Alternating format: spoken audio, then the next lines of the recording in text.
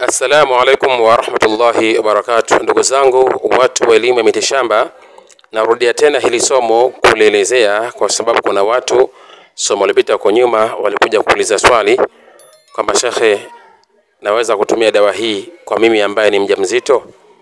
Hii dawa inajulikana kwa jina la Salamaki. Inajulikana kwa jina la Salamaki au Sanamaki. Hii dawa ni dawa nzuri sana ya tumbo. Tena ni dawa ambayo tunaitumia sana katika hali ya kusafisha tumbo. Kama tumbo lako ni chafu, tumia dawa ya Salamaki au Sanamaki, itakusaidia insha Allah. Kama tumbo lako nahisi ulielewi, labda unajihisi una sihiri, basi tumia hii dawa ya Salamaki, itakusaidia biidhnillah. Kama unajihisi ujielewi, tumia hii Salamaki, insha Allah utakuja utakaa sawa biidhnillah. Sawa? Lakini kuna watu maalum ambao hawaruhusi kutumia hii Salamaki. Mtu wa kwanza ambaye huruhusi kutumia hii Salamaki ni yule mtu ambaye mwenye pressure. Haijalishi pressure ina gani. Iwe pressure kupanda, pressure kushuka. Kwa mtu ambaye pressure yake ni hatarishi, basi hutakiwi kutumia hii Salamaki. Mtu wa pili ambaye haruhusi kuitumia ni mjamzito.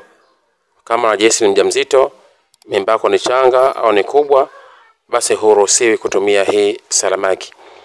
Lakini kwa mtu mwingine yote yule mwenye maradhi hatarishi, mfano mtu huyu ana kansa, mfano mtu huyu ana matatizo ya moyo, mtu huyu ana matatizo ya ini, mtu huyu ana matatizo ya figo, mtu huyu ana matatizo ya mapafu, mtu huyu ana matatizo kadha yale makubwa, huruhusiwi kutumia hii Salamaki.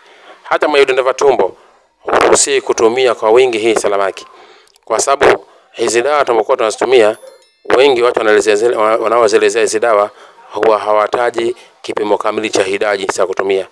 Sasa unaweza kwenda kununua ukajaza kwa wingi, ikaja kuleta madhara. Dawa zina side effects zina nyingi. Sawa? Kwa hiyo tahadhari ni hiyo, hamruhusiwi kutumia hizo dawa.